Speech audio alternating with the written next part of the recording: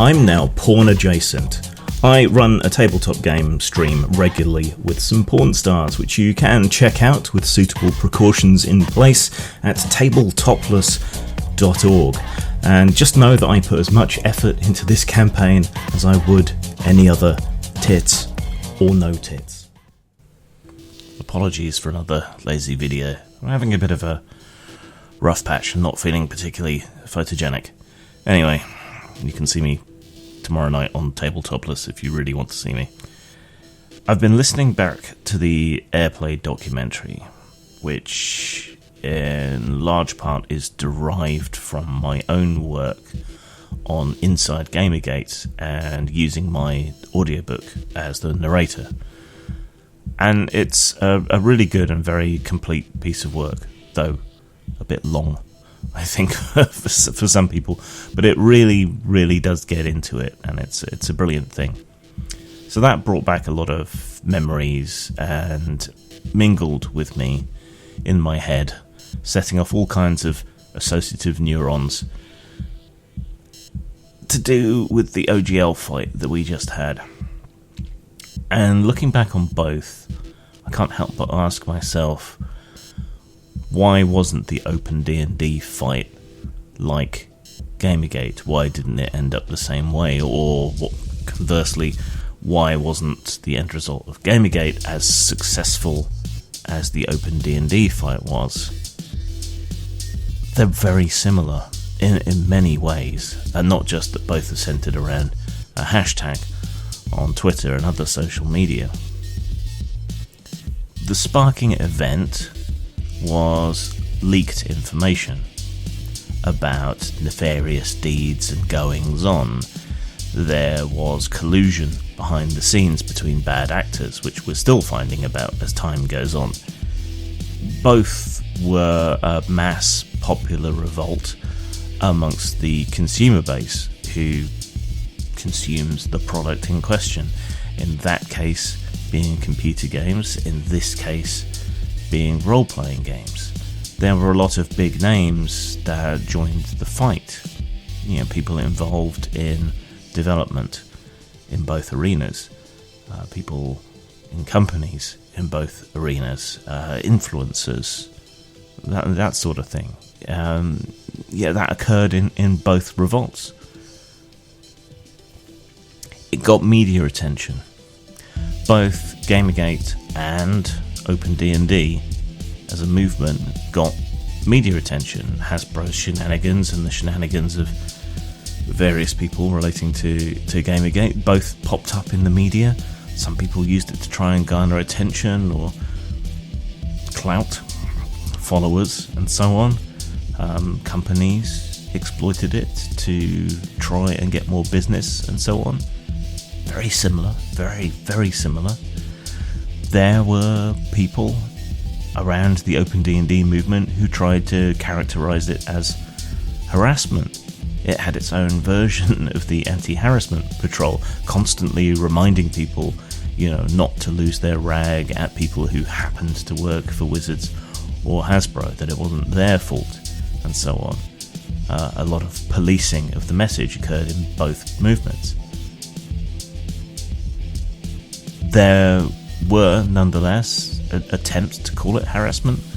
Both Wizards itself attempted to use this as a shield, and people in the community seemed very concerned about it. It was suggested that OpenDnD's support was a racist, sexist, misogynistic, every hist you can care to think of dog whistle, particularly when it came to the sub-fight around morality clauses. People didn't seem to go for it quite so much, but the argument was certainly there and it was developing. A lot of strange accounts, shills, took to social media to defend Hasbro. A lot of beta orbiters, you might say. A lot of trolls bandwagoned onto the fight, going after either side. Lots of very fresh new accounts or reactivated old accounts with hardly any tweets. All of that sort of thing, that was going on. So in many ways it all seemed very, very familiar. And so, like me, you might be left asking yourself, Or why didn't both turn out the same way? I mean, Gamergate did have its victories, did enact some change, did help bring down Gawker and so on, but not the kind of total victory that we're seeing. And I think there's some important differences. First, there's the context. OpenDnD is occurring basically a full decade after Gamergate. There's a lot that's different. People are used to these kind of fights, the language, the deflections, the gaslighting and so on that goes on. There's been a lot of social media fights around all kinds of different properties and so on. We've seen the Gamergate phenomenon in comics and in movies and in cartoons and so on. That culture war fight has now been going on for a decade in a march through the nerd institutions, you might say. So a lot of people are war weary, and a lot of people are very experienced and less naive. What Hasbro did through Wizards also hurt slacktivists. By threatening third-party publishers, they threatened a lot of independent creators, many of whom, like me, are vulnerable in some way, disabled, mental health problems and so on. And for all we laugh at woke skulls being stereotypically that, you know, there are a lot of vulnerable people who supplement their income or even make an income producing game material in a way that they can't engage with the regular workforce. LGBTQ content has also been threatened by things that Hasbro and Wizards have done, particularly more adult LGBT content, which has enacted revolts in the past amongst those people. There is a whole woke scold secondary ecosystem of sensitivity readers and so on, many of whom work for third-party publishers, because Wizards can't employ them all, they'd go bankrupt. Yeah, all of these people had things threatened by what was going on. So it was really broad-based. People were prepared for the harassment narrative this time around. I think that's part of why, consciously or subconsciously, people leapt upon that and strenuously told off anyone who appeared to be harassing, though I think being upset was something that was entirely understandable. It's a horrible thing to admit in this day and age, and I think it's less true now than it was then in 2014, but the mainstream media still has an impact, especially with regard to legitimacy, especially with regard to things like references in Wikipedia and so on. Now that has weakened further since 2014. Alternative media is in many ways even stronger now than it was then.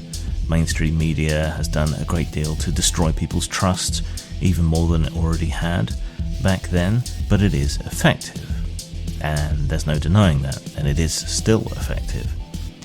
And this time, with the OpenDnD movement, the media was on our side. And put bluntly, the media was on our side because the media wasn't the thing being criticised here. So there was no defensive circling of the wagons. There was no unethical brushing aside of what was going on. There was a freedom and an ability to criticise a big corporation. And of course, politically, it's a lot easier to criticise a big corporation rather than individuals or a zeitgeist. Alright? I mean, there were prominent women and people involved, Williams in particular, but those personalities were not the core of the original complaint, and that made it a lot more difficult to whip up the sexism, racism, homophobia, whatever narrative this time around as well. It was a company. We're used to criticising companies whether you're right-wing or left-wing, I think you can recognise when companies do something bad, and our fiction is full of evil corporations doing evil things motivated purely by profit, because that's the kind of thing that corporations do. Now, not to get all Marxist on you, but I think another big difference was that this was a material concern. There was money involved, there was people's lives and livings involved. It was a material concern about money, about people's lives in many ways, their ability to provide for themselves and for others. It was a huge wave of uncertainty and essentially unemployment, threatening thousands upon thousands of people. So it was a material concern in Marxist terms. It was not something lofty and subjective, like the idea of media ethics or the censorship issues that nobody seems to be able to agree on these days, and in which the right has become immense hypocrites. Because censorship was involved, but at a remove, I think. And because it focused upon material concerns, and because it was all over so quickly, there wasn't time for it to drift or got split up. I often draw points of comparison to the Occupy movement, which started out unified and united across many political and social fronts, and later ended up being broken up by people's individual concerns through intersectionality, which is supposed to examine how things cross together, but tends to granulate people's objections. So to answer my own question, I guess, what the difference was, I think the main thing is the media, the mainstream media. Since it was not the target, there was at least some pretense at objectivity and a willingness to examine and a willingness to talk to people in the movement about their objections, their concerns. And mainstream media didn't just take the word of hobby media at face value, because this crossed over into real issues, in inverted commas, like stocks, company policies, the problems that Hasbro was in. And so because it impinged upon serious topics for serious people, it was taken more seriously, and people actually bothered to do the research rather than just taking people's word for it or inviting people who were the target of it to set their media policy. So it was taken seriously, and this is despite the video game industry being 2 orders of magnitude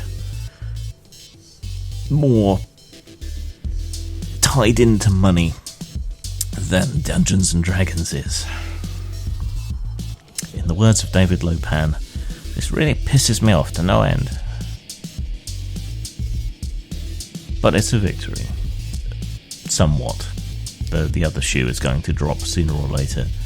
And I am salty about the difference. But I think we can point to the differences, figure it out, and maybe apply that to similar conflicts going forward.